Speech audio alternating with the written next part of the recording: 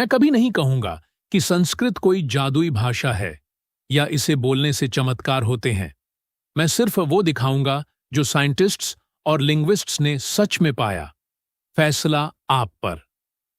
2500 साल पहले, जब दुनिया के ज्यादातर हिस्सों में भाषा को बोलने और याद रखने की चीज माना जाता था, भारत में एक आदमी ने भाषा को कुछ और ही बना दिया। उसने भाषा को एक मशीन बना दिया। नाम था पाणिनि। और उसने जो बनाया, उसमें शब्द सिर्फ याद नहीं किए जाते थे, वो बनाए जाते थे जैसे कोई भाषा नहीं, कोई प्राचीन एल्गोरिदम चल रहा हो। पर रुकिए, ये कहानी एक भाषा की नहीं है। ये कहानी है एक ऐसी पहेली की जिसे 2500 साल तक अलग अलग ढंग से समझा गया। और जब 2022 में कैम्ब्रिज से इसका एक नया समाधान सामने आया, तो दुनिया भर के संस्कृत विद्वान फिर बहस में पड़ गए। और सबसे चौंकाने वाली बात आखिर में है कि 2026 में हमारी सबसे आधुनिक एआई उसी पुरानी भाषा की तरफ देख रही है। अगर आप पहली बार आए हैं, ये कहानी आखिर तक देखिएगा। तीनों धागे अंत में एक जगह मिलते हैं। तो शुरू करते हैं वहीं जहां से सब शुरू हुआ। पाणिनि का ग्रंथ है अष्टाध्यायी। विद्वान इसे आमतौर पर 6वीं से 5वीं शताब्दी ईसा पूर्व के बीच रखते हैं। इसमें लगभग 4000 सूत्र हैं। पर यह कोई शब्दकोश नहीं, कोई स्कूल वाली व्याकरण की किताब नहीं। ये नियमों की एक ऐसी प्रणाली है जो एक मशीन की तरह काम करने के लिए बनाई गई थी। आप शब्द का मूल डालिए और प्रत्यय डालिए और नियम स्टेप बाय स्टेप चलकर एक सही शब्द जनरेट कर देते हैं। और यही वो बात है जिसने आधुनिक वैज्ञानिकों को रोका, क्योंकि इनपुट डालो, नियम चलाओ, आउटपुट पाओ। ये तो ठीक वैसा है जैसे आज का कोई कंप्यूटर प्रोग्राम चलता है। इसीलिए लिंग्विस्टिक्स में पाणिनि को इस पूरे अनुशासन का जनक माना जाता है। पर इस मशीन में एक गुत्थी थी। कभी कभी एक ही जगह 2 नियम एक साथ लागू हो जाते थे। दोनों सही, पर आगे कौन चले? सोचिए, जैसे एक डोरी पर अचानक 2 रास्ते फूट पड़े। मशीन किधर जाए? पाणिनि ने इसका जवाब एक सूत्र में दिया था। पर वो सूत्र इतना उलझा था कि 2500 साल तक विद्वान उसे गलत समझते रहे, पहले कमेंटेटर से लेकर आज तक। फिर आया साल 2022। कैम्ब्रिज यूनिवर्सिटी में एक भारतीय पीएचडी स्टूडेंट ऋषि राज पोपट, 9 महीने तक वो इस पहेली से जूझता रहा। हार मानने ही वाला था कि उसने किताबें बंद कर दी। 1 महीना बस तैरने, साइकिल चलाने में बिताया। और जब लौटा, पन्ने पलटते पलटते मिनटों में पैटर्न सामने आने लगा। उसने पाणिनि के उस सूत्र का एक नया समाधान दिया। 2500 साल पुराना वो एल्गोरिदम एक नए ढंग से सही चलने लगा। उसके गाइड ने कहा, यह खोज संस्कृत के अध्ययन को बदल सकती है। पर यहां मैं रुकूंगा, पूरी ईमानदारी से। यह समाधान सबको मंजूर नहीं। कुछ संस्कृत विद्वान आज भी इससे असहमत हैं। बहस अभी खत्म नहीं हुई।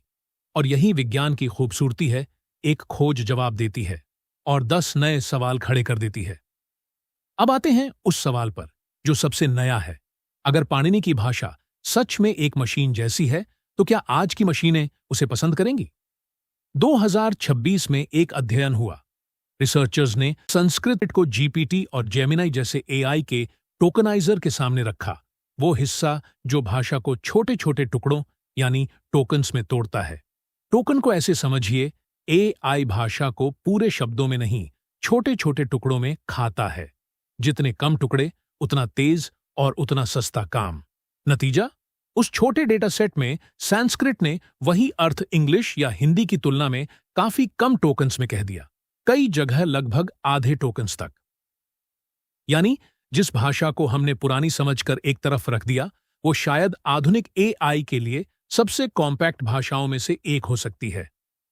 पर यहां भी एक ईमानदार बात, ये अध्ययन छोटा था, सिर्फ भगवद गीता के कुछ 100 श्लोकों पर। यह पूरी संस्कृत का अंतिम फैसला नहीं, ये सिर्फ एक दिलचस्प इशारा है कि शायद इस पुरानी भाषा में कुछ ऐसा है जिसे हमने अभी पूरी तरह समझा ही नहीं। और यहीं एक और सवाल उठता है, क्या इस भाषा का असर हम पर भी पड़ता है? साइंटिफिक अमेरिकन में छपे अपने लेख में न्यूरोसाइंटिस्ट जेम्स हार्टजेल ने इसे नाम दिया, संस्कृत इफेक्ट। उन्होंने 21 ऐसे पंडितों के दिमाग MRI से देखे जिन्होंने बचपन से वेद कंठस्थ किए थे, और जो मिला वो हैरान करने वाला था। उनके दिमाग में मेमोरी से जुड़े हिस्सों में कंट्रोल ग्रुप के मुकाबले काफी ज्यादा ग्रे मैटर था। सीधे शब्दों में, जैसे कसरत से शरीर की मांसपेशी बड़ी होती है, वैसे ही गहरे अभ्यास से दिमाग का मेमोरी वाला हिस्सा मजबूत होता दिखा। पर सावधान, इसका मतलब ये नहीं कि कोई मंत्र बोलते ही दिमाग बदल जाता है। जो ऐसा दावा करे उससे सावधान रहिएगा। असल बात यह है, सालों की कठोर याद करने वाली ट्रेनिंग दिमाग की संरचना बदल सकती है। शायद किसी भी भाषा की इतनी गहरी ट्रेनिंग ऐसा करे। ये संस्कृत का जादू नहीं, ये अभ्यास की ताकत है। तो अब 3 धागे हमारे सामने हैं। एक, 2500 साल पुरानी एक भाषा जो नियमों से चलने वाली मशीन की तरह बनी। 2, आधुनिक AI जो उसी भाषा को असरदार कंप्रेशन के लिए देख रहा है। 3, एक दिमाग जो गहरे अभ्यास से बदल जाता है। मैं ये नहीं कहूंगा कि पाणिनि ने कोडिंग का आविष्कार किया या कि संस्कृत AI की भाषा है। ये ओवर क्लेम होगा। मैं सिर्फ इतना कहूंगा कि 2500 साल पहले बिना किसी कंप्यूटर के एक इंसान ने भाषा को इतनी सटीकता से सोचा कि आज जब हम मशीनों को भाषा सिखा रहे हैं तो हमें उसी की तरफ लौटकर देखना पड़ रहा है। शायद कुछ पुरानी चीजें असल में अपने समय से बहुत आगे थीं। अगर इस वीडियो ने आपके मन में एक सवाल छोड़ा, कमेंट में सिर्फ एक शब्द लिखिए, कोड, अगर लगा कि पाणिनि अपने समय से आगे थे। लैंग्वेज, अगर लगता है ये बस एक भाषा थी और बाकी सब इत्तेफाक। ऐसी ही कहानियों के लिए, जहां पुरानी समझ और नया विज्ञान आमने सामने आते हैं, सब्सक्राइब कीजिए।